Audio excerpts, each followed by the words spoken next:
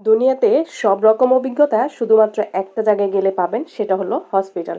হসপিটালে গেলে আপনি সব রকম অভিজ্ঞতা অর্জন করতে পারবেন। একদম ধনী থেকে গরিব, সুস্থ থেকে অসুস্থ সব রকম মানুষ দেখতে পাবেন এবং মানে কত রকম ক্যারেক্টার যে ওখানে গেলে আপনি দেখবেন, বিশ্বাস করেন রোগীর যে অ্যাটেন্ডেন্সটা আসে এদের মধ্যে বাহারি রকমের ক্যারেক্টার আপনি খুঁজে পাবেন। আসসালামু আলাইকুম এভরিওয়ান, কেমন আছেন? তো কিছুদিন আগেই হচ্ছে আমার বাবা অসুস্থ হয়ে হসপিটালে ভর্তি ছিল। তো সেই সুবাদে হসপিটালে আমাদের যাতায়াত রেগুলার ছিল এবং যেহেতু রমজান মাস সেখানে ইফতার সবকিছু তো ওখানেই করতে হতো। তো যাই হোক, এরকম একটা ফ্যামিলি দেখলাম। তার পেশেন্ট হচ্ছে আইসিইউতে ছিল, হ্যাঁ? কিন্তু তারা হচ্ছে পুরান ঢাকায়ের একটা অংশ মেবি বংশালের ওইদিকে।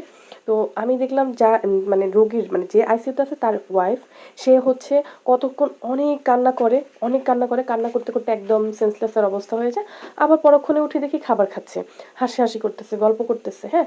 এবং তারা যখন ইফতার করলো, আমি দেখলাম কি মানে ইফতারের আগ পর্যন্ত অনেক অল্প মানুষ ছিল।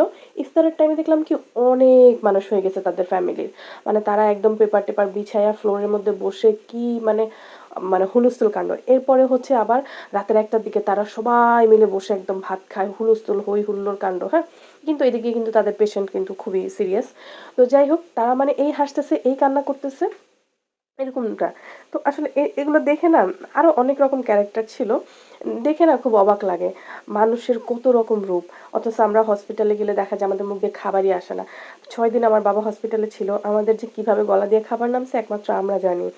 তো যাই হোক, আসলে এটা হচ্ছে যার ব্যাপার। কিন্তু পুরান ঢাকায় মানুষ একসাথে থাকতে পছন্দ করে। আমি আবার উনাদেরকে একজনকে জিজ্ঞেস করছি, "এত মানুষ এখানে, আর কেউ কি বাসায় বাকি আছে?" উনারা বলতেছে, একজন হেসে, হেসে বলতেছিল, "আরো মানুষ আছে, ওরা আসতে চাইছে কিন্তু সময়ের অভাবে আসতে পারে নাই।"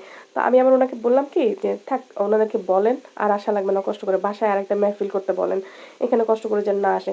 কিন্তু উনাদের মধ্যে একটা জিনিস দেখলাম কি, হসপিটালে উনারা অনেক লাউড। যেহেতু এত মানুষ একসাথে হসপিটালে আসছে একটা মানে পেশেন্টের এগেইনস্টে, তারা খুব মানে লাউডলি কথা বলতেছে, অন্য রোগীদের লোকদের খুব বিরক্ত করতেছিল তারা। আরেকটা ফ্যামিলি দেখলাম, তাদের মা হচ্ছে ২০-২৫ দিনের মতো হবে হসপিটালে ভর্তি আছে।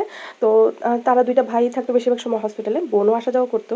তারা আবার খুব চুপচাপ থাকতো, খুব একটা কথা বলতো না, খুব একটা করতো না। কিন্তু মানে একদম আরেকজনের যেন বিরক্ত না হয় তারা এটা চেষ্টা করতো।